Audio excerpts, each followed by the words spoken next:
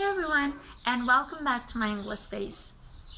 Since nature has turned all green, as you can see right here in my yard, I thought you could do with a handful of idioms related to nature, of course.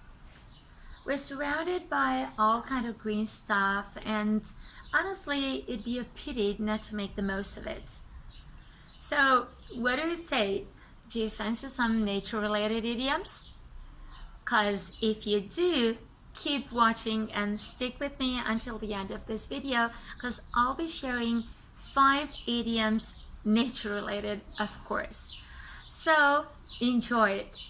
To make this lesson even more productive, I'm going to be needing your help because I'm not going to give you the explanations to the idioms right away, yeah? So you will have the examples first so that you can figure out the meaning by yourselves and then, of course, the explanation.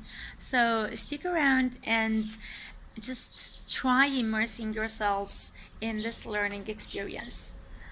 Let's see. The first idiom is to nip something in the bud. So what's a bud? That's why I've come right here to this rose bush, beautiful one, which has already started coming into flower, as you can see. So we've got lots of blossoms right here, but some of them are still at the stage of buds, yeah? So this is a bud. I hope you can see it on camera. And if I nip it, yeah, if I just pinch it off, this tip of the flower, yeah, tip of the plant, I'm gonna have no flower at all. So the rose this summer will be gone. Yeah, so what do you think it means? Let me give you the example and you'll guess it by yourselves. My kids are eating so many sweets. I don't know what to do with them. I think I'm gonna need this in the bud.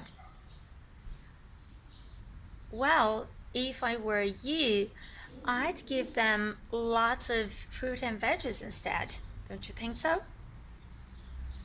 So, it's already something bad. They've already gotten into a bad habit. So what you want to do is nip it in the bud, yeah? So pinch off, figuratively speaking, of course, this bad habit of them eating too many sweets, yeah? So to nip something in the bud, nip it in the bud, just means you're gonna stop something before it gets too worse. The second idiom is a bed of roses. And just look around. I'm surrounded by them. They're amazing. They smell wonderful. They have this delicate color and this soft touch. So how would it just feel seeing a full bed of roses each and every day of your life? Huh? Just wake up in the morning to the bed full of roses. Well, I have this example right here for you to figure out the meaning by yourselves. We tend to think that moving to a foreign country is a bed of roses when in fact there are challenges every step of the way. Let's see, is it still a nice, pleasant thing? Well, it seems not. When you talk about something saying that it's a bed of roses, you refer to it as being an easy and happy thing, situation, or existence. Why not? As much as immigration might be regarded as the ideal solution, well, there might still be some hidden and unpredictable aspects to it. So, immigration is not a bed of roses as they had imagined right in the beginning.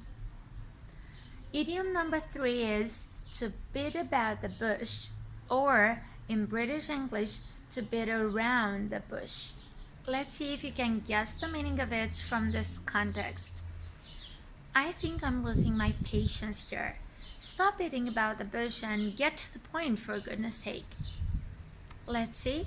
It means to continue giving unimportant and unnecessary details because you want to avoid talking about the real thing, yeah, the important thing.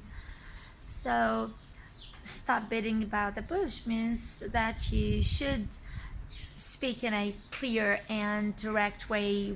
Idiom number 4 is the last straw. Let's see if you can guess its meaning from the context. I can't take it anymore. This week has been so hectic for me with so many things going on, and this flat tire is the last straw. Let's see, is it a good thing or a bad thing? Of course, it's a bad thing. What is straw after all? It's that long, thin tube, the remaining part, the stem of a crop of wheat, yeah, mainly used as food for animals, from what I know, yeah. So being the last straw is the last thing in a series of events, of course, bad events that can make somebody angry, upset, annoyed, and so on, all the bad things in the world. So, being the last straw is not a good thing that could happen to you, to any of us. The last idiom: the grass is always greener on the other side, but it's as hard to mow. But this last part, but it's as hard to mow, can be left out. I'll give you the context. If only I hadn't turned down the manager position, I wouldn't have gotten so many orders and deadlines. Oh my goodness. Oh, come on, be serious. I mean, the grass is always greener on the other side. So, what's the meaning of it? Did you get it? Well, it's used when you want to say that you think that other people may seem to be in a better situation than yours and seem to be happier or more fortunate than you are, even though you weren't sure of this. Have you ever felt that the grass is greener on the other side? Let me know in the comments. We're coming to a close, so here comes my question for you. How many questions did you answer correctly? And how many idioms have you known before?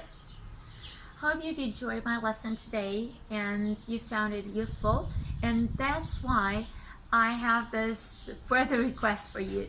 Make sure that you use them in sentences or context, any context of your own, so that you give this experience, yeah, a more personal note and make it even more beneficial for you.